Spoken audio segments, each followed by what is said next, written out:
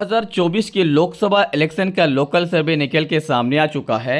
इस सर्वे को देखने के बाद आप अंदाज़ा लगा सकते हैं 2024 में होने वाले लोकसभा इलेक्शन के वक्त जनता के माइंड में क्या रहने वाला है, देश का माहौल क्या रहने वाला है। आप इससे अंदाज़ा लगा सकते हैं। ये सर्वे इसलिए भी ज़्यादा इम्पोर्टेंट है क्योंकि ये सर्वे हमारे देश के प्रधानमंत्री मोदी और राहुल गांधी के चेहरे को लेकर किया गया है। चलिए हम बात कर लेते हैं हमारे देश के सबसे बड़े राज्य उत्तर प्रदेश, जहाँ पे 80 सीट है, जिसमें से इंडिया गठबंधन 35 सीट जीतते हुए नजर आते हैं। एनडीए के खाते में 40 सीट, अदर के खाते में 5 सीट। अदर जो खाते हैं वो मायावती जी का है, तो इंडिया गठबंधन में जा सकते हैं। अगर ऐसा हुआ तो इस बार देश का माहौल चेंज हो सकता है और इंडिया गठबंधन यहाँ पे सरकार बना सकते हैं। अब बात कर लेते हैं महाराष्ट्र की। महाराष्ट्र में 48 सीट है, इंडिया गठबंधन को 28 सीट, एनडीए को 18 सीट, अदर के खाते में 2 सीट। अगर अदर के खाते में इस प्रकार से 2 सीट जाते हैं तो महाराष्ट्र में भी बीजेपी को बहुत ही बड़ा झटका है।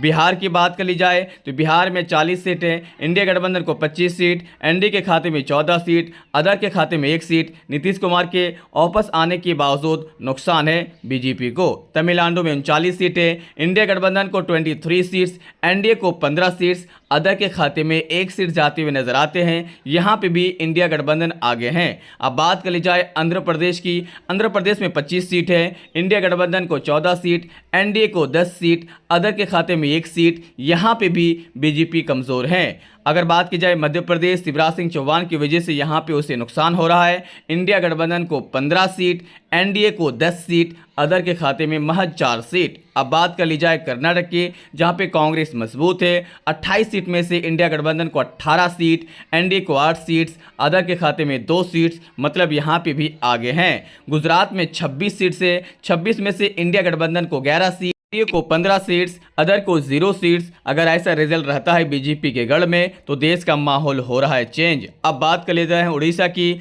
उड़ीसा में 21 सीट से इंडिया गठबंधन को 15 सीट्स, एनडीए को 5 सीट्स, अदर के खाते में 0 सीट्स। यहां पे भी इंडिया गठबंधन आगे हैं। केरल में 20 सीट से इंडिया गठबंधन को 12 सीट्स, एनडीए को 0, अदर के खाते में 8 सीट्स। केरल में बीजेपी का सुपड़ा साफ है। यहां पे आसानी के साथ इंडिया गठबंधन सभी सीट जीतते हुए नजर आते हैं। अब बात कर लेते हैं तेलंगाना की।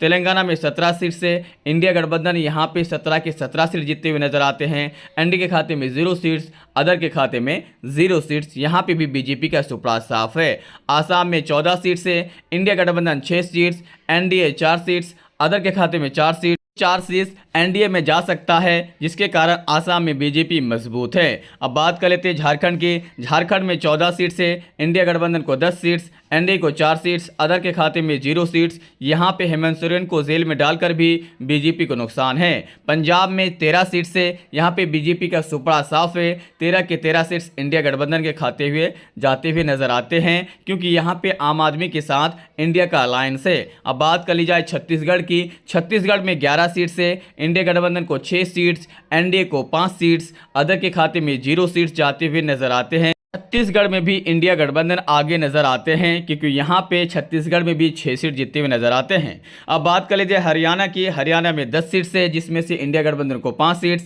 एनडीए को 5 सीट्स, अदर के खाते में 0 सीट्स। यहाँ पे मैच बहुत ही ज़्यादा टाइट है। यहाँ पे मैच टाइट होने की वजह से 50-50 है।